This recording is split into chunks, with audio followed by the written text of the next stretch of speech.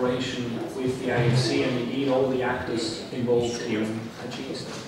Another 8 months that will pass before the convention will actually enter into force. So this is an important development because it's the beginning, and in organizing the authorities in such a way, judgment, a person with a public school education diploma who needs to present that document in another state. And we very much hope that there is an obligation to designate the competent authorities, Ministry of Foreign Affairs, Ministry of Justice. There is an obligation to properly assess the origin of a public document before issuing an apostille. There is an obligation to recognize incoming apostilles.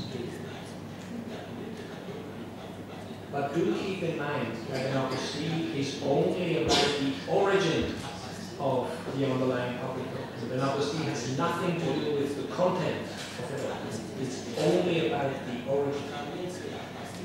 These are the basic obligations of a contracting state. There is, other than that, no obligation towards the organization as such. But I should say also that the Hague Conference attributes a lot of importance to the proper operation of our conventions, which is why we regularly organize meetings where all the contracting states come together and discuss the practical operation of our conventions and try to further enhance the operation of the conventions.